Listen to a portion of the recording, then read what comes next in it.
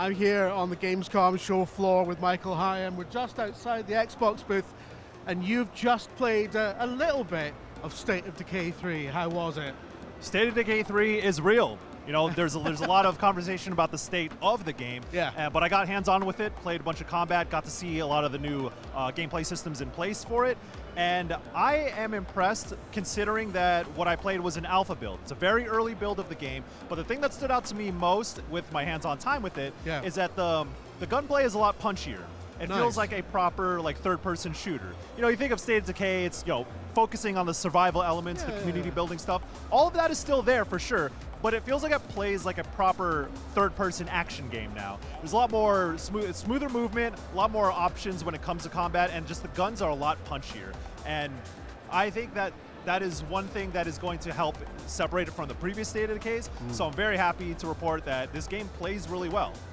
So, in contrast to the first couple of games, did you get an impression of how sort of systems-driven versus story-driven this one is? Because there is a real difference between the first two in that regard, right? Yeah, this one is an evolution of two, I would say, and we got to see a lot of how the community systems have changed a lot. Yeah. You know, for example, when you build a facility, instead of upgrading it level 1, 2, and 3, there's different branches in which you can upgrade the facility itself.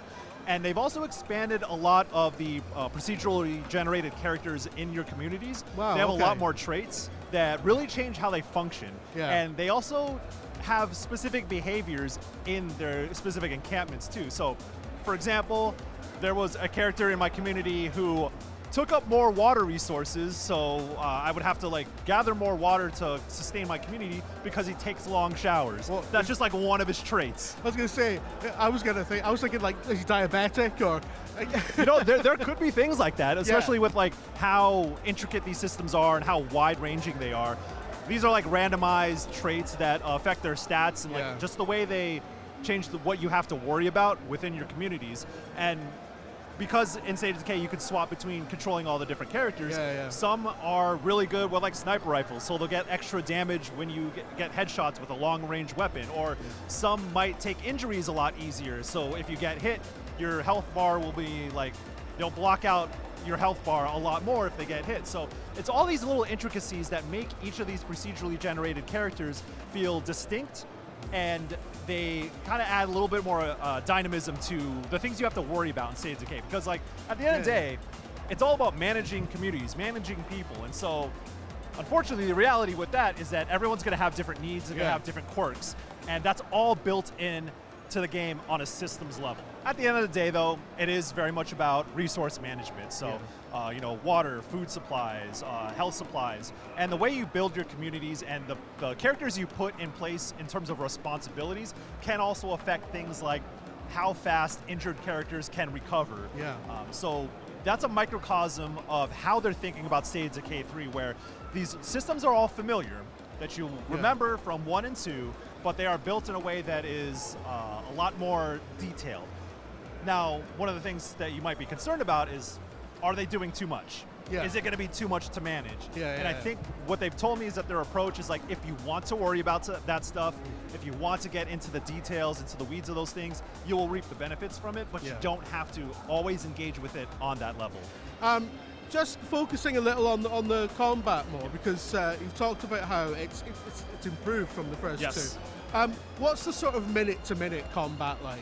Yeah, that's so the way this game is built, open world, big map, and the focus is on infestation networks. So there are points in the map that have zombie infestations, and they branch off into different parts of the map, and your job is to cut them off at the head. So you go to specific locations where you have to fight waves of zombies, and there's you go into say a town has been infested.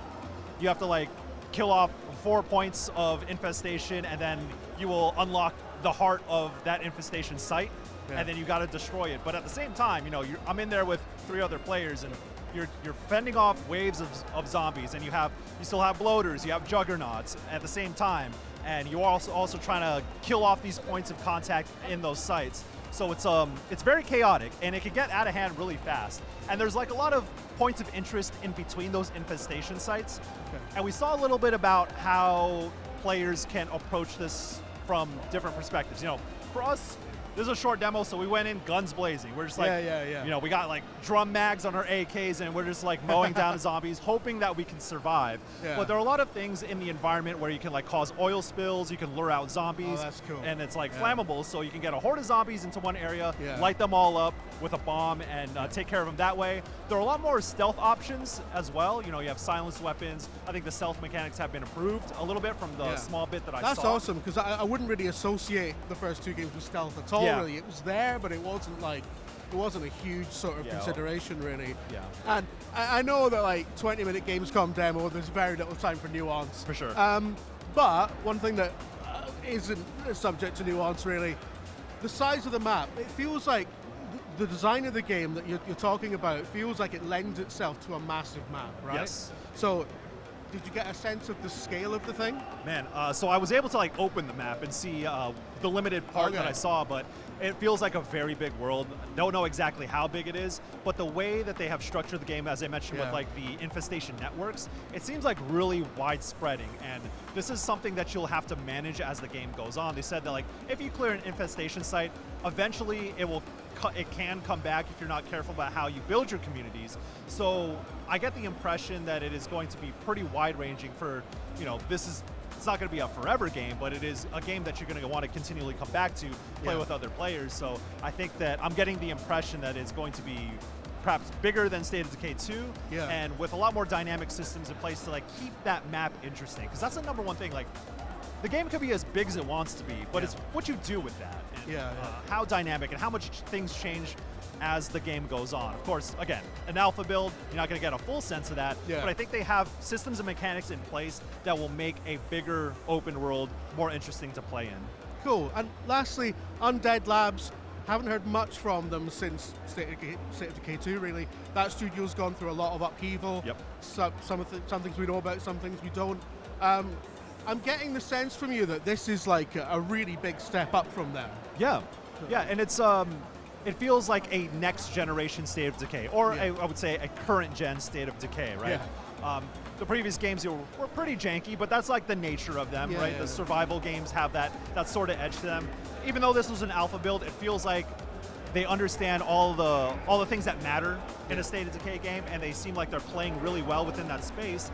And you know, despite all of the sort of turmoil for a lot of studios under the Xbox banner, or who were under the Xbox banner, you know, as of right now, as having this conversation, it's still kind of up in the air who their new owners are going to be, when that sale is going to be finalized. So I can imagine, like, in the middle of making this big game that you've been working on for a long time, you're worried about the fate of your studio. So it's really nice to see that, like, oh yeah, they have a tangible game that functions really well with a good, strong identity, something that a lot of people have been looking forward to for a long time. People love State of Decay. I remember the first one, and I remember it remastered on the Xbox One, and everyone came back to it. It's like, it's one of these things, you don't think about it all the time, but when it does come back, everyone's there. So, and so it's good to see that it seems like they're on track for this. There is a beta that's going to be up towards the end of the year, and they're still looking at a 2027 release date. And if they could pull it off, it would be a really good story to come out of the games industry, especially at a time when there's just, you know, a lot of studio closures and successes and failures. But it seems like for now, Undead Labs is on track, and I can't wait to see more of State of Decay 3. Of course, like the oncoming horde, there's so much more to cover at Gamescom. Stick with us on IGN.